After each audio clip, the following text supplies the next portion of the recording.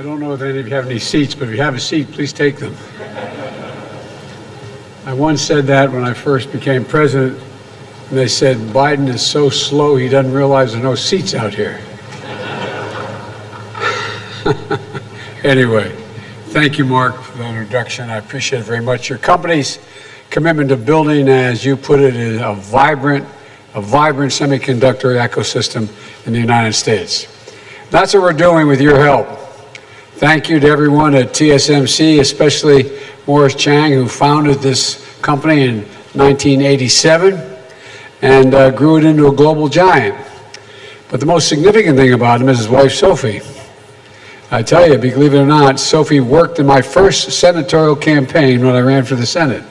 True story.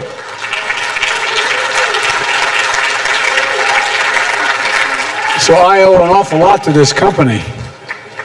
We had a lieutenant governor named S.B. Wu and his wife Kathy were on my staff, and they got her involved. And so I want to thank her very much for that. Mayor, thanks for welcoming us to your city. And Gov, you and I are different sides, but we see and share the same vision as Arizona is a hub, literally a hub for technical change that's going to take place. And that's well underway. Governor-elect Hobbs, is Governor-elect Hobbs here? I don't think. Gov, congratulations. Congratulations.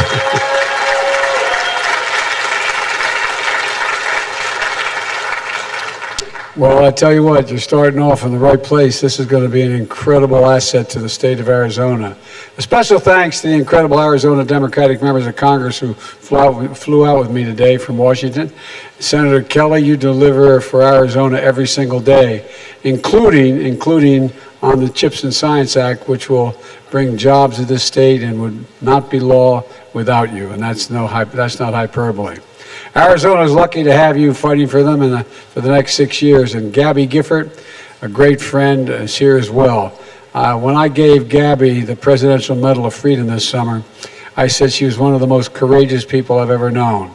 People of Tucson elected her to the Congress 3 times because they trusted her, they believe in her, and she's the embodiment of that core American trait.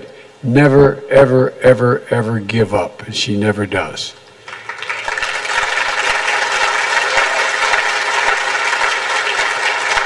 And I want to thank Senator Sinema, who can't be with us today. She's in Washington working out another major piece of legislation. A tremendous advocate for the people of Arizona and a leader in so many issues important to this state. 4 of Arizona's representatives are here with me, Ruben, Greg, Tom, and Raul. And where are you guys? We flew out together. They're still talking to me. Anyway, thank you, gentlemen, very much for all you've done to get us here today. And champions for the constituents working to build an economy that doesn't leave anyone behind. Gina Raimondo is an outstanding Secretary of Commerce, a fierce champion of U.S. industry, especially in semiconductors. I want to thank you to the business leaders here today. Tim Cook of Apple, where are you, Tim? He buys a few of these little chips. He's a small customer here at this outfit. Between 25 and 35% of their, but anyway, I hope they're treating you well. And Sanjay of Micron. Sanjay has represented more than 24 tech and manufacturing companies, and you're here because you're seeing what we're all seeing. American manufacturing is back, folks. American manufacturing is back. I recently took a trip literally around the world, starting in Egypt and ending up in Guam and finally coming home, ending with a meeting in Indonesia with the G20. The countries with many of the largest economies in the world. And what was clear in those meetings is the United States is better positioned than any other nation to lead the world economy in the years ahead if we keep our focus. There's a strong sense from all the world leaders of the resiliency of the American economy, and we're seeing it here at home with investments like the one we're talking about today. Together, with the help of your elected leaders here today, we've had an extraordinary 2 years of progress. We passed the American Rescue Plan, keeping tens of thousands of cops, firefighters, teachers, first responders on the job in all 50 states when revenues dropped because of the nature of the economy. We fully vaccinated more than 220 million people. We're rebuilding our infrastructure, fixing our roads, our bridges, our airports, strengthening American manufacturing by creating 750,000 manufacturing jobs just since I've become president. What I'm most excited about is people are starting to feel a sense of optimism as they see the impact of the achievements in their own lives. It's going to accelerate in months ahead, and as part of the broad story about the economy we're building that works for everyone. One that grows from the bottom up and the middle out, that positions Americans to win the economic competition of the 21st century. When we grow it that way, the poor have a shot, the middle class do well, and the wealthy do very well. My dad used to have a saying. He said, you say, a job is about a lot more than a paycheck, Joey. It's about your dignity. It's about respect. It's about being able to look your child in the eye and say, honey, it's going to be okay. It's going to be okay. Thousands of Arizonans are going to be able to look their kid in the eye because of what you're doing here today and saying, honey, it's going to be okay, and mean it. Back in April 2021, I met with Mark and other industry leaders. TSMC had made a $12 billion investment here in Phoenix to build the first fab to make semiconductors in the United States. Now, the equipment is ready to move in. Next year, commercial operations are going to begin. And today, TSMC has announced a second major investment. They will construct a second fab here in Phoenix to build chips, 3 nano chips. The 3 nano chip. Chips are the 3 nano. And you know what I'm saying. Nano, no, I don't know. But look, these are the most advanced semiconductor chips on the planet. The chips will power iPhones and MacBooks, as Tim Cook can attest. Apple had to buy all the advanced chips from overseas. Now they're going to bring more of their supply chain here home. It could be a game changer. All told, TSMC is investing $40 billion here in Arizona, the largest foreign investment in the history of this state. Over 10,000 construction jobs and 10,000 high-tech jobs will be created. And I want to thank everyone in this company for making this happen. You know, I know our host won't mind my pointing out that America invented the chip. Morris Chang was a pioneer in the era of graduating from MIT and getting his start at Texas Instruments. Federal investment helped reduce the cost of those chips, creating a market and an entire industry that America led. Over 30 years ago, America had more than 30% of the global chip production. Then something happened.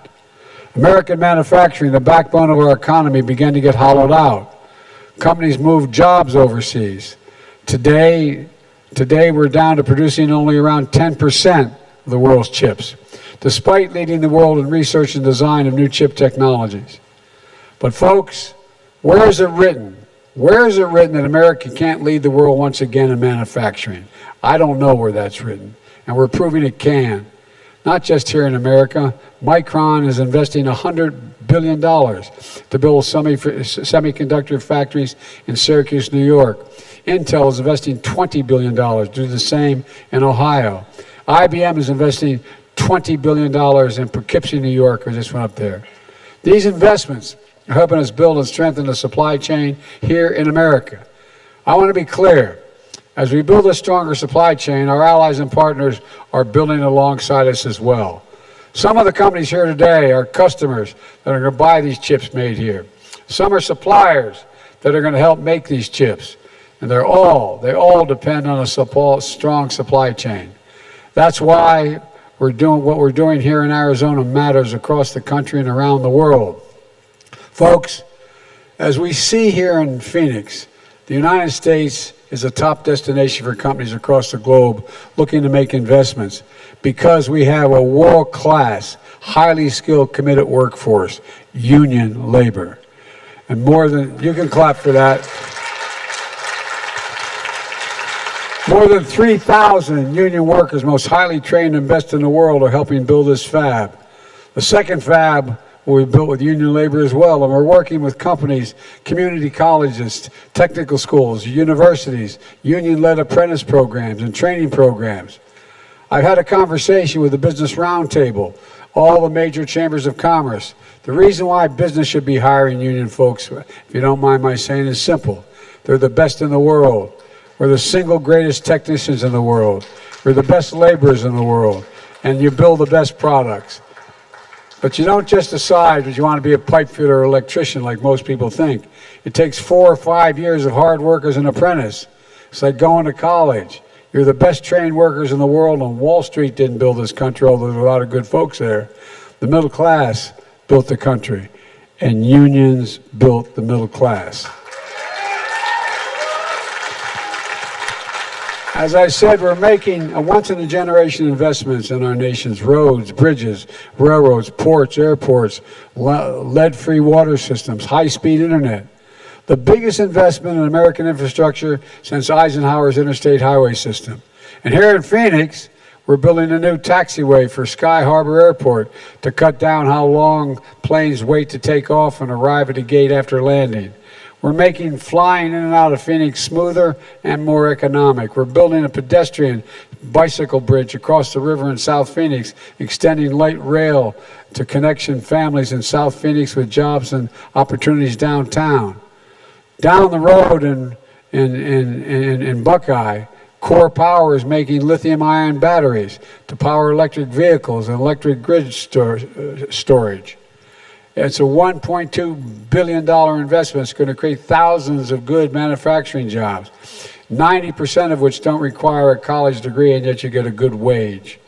And we're replacing Phoenix diesel buses with new models powered by clean energy to significantly reduce pollution, especially for the folks getting on and off of those buses. Diesel's exhaust can really make people sick. That's why we've been helping school districts all across America electrify their school buses to help kids avoid childhood asthma. And as of now, more than 326,000 households in Arizona are getting affordable high-speed internet thanks to our investment in infrastructure, with much more to come.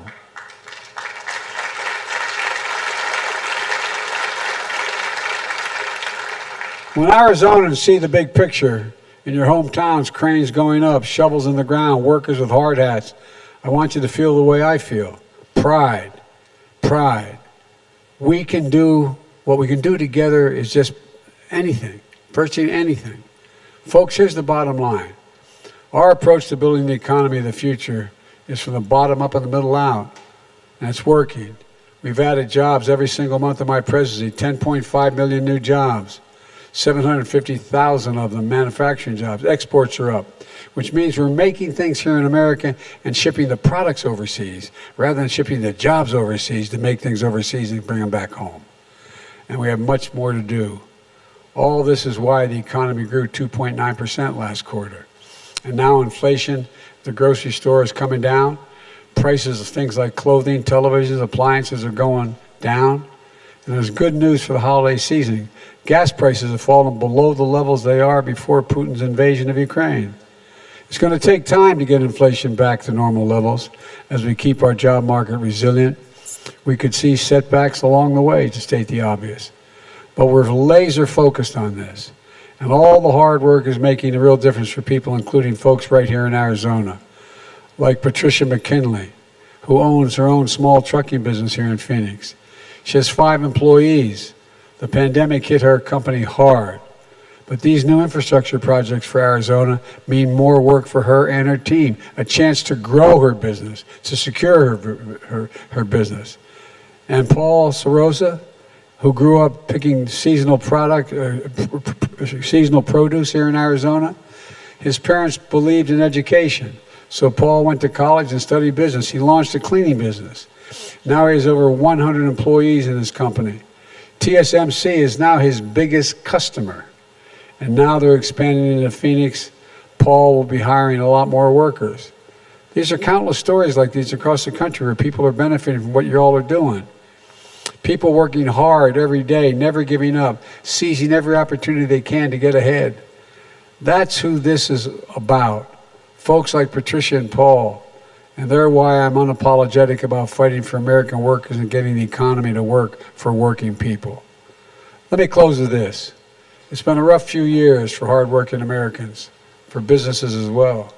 A lot of families things are still pretty rough. But they're bright spots where America is reasserting itself, and the innovation and manufacturing boom here in Arizona is one of those places. I ask leaders of companies like TSMC this question. When the United States decides to invest considerable resources in a new industry that we need to build up, does that encourage business or to get them in the game, or does it discourage them? The answer is it encourages them. Federal investment attracts private sector investment, creates jobs in industry, and it demonstrates we're all in this together. And that's what today's about. I've never been more optimistic, and I mean this, I've been around a long while, as you can see. But I've never been more optimistic about America's future, and I really mean that. Never. We're building a better America. We just have to keep going, and I know we can. We're proving it's never, ever, ever, ever been a good bet to bet against America. Ever, ever, ever. Folks, you just have to remember who we are. We're the United States of America, and there is virtually nothing beyond our capacity if we work together. Not a single thing. So let's go keep this moving. God bless you all, and may God protect our troops. Thank you, thank you, thank you.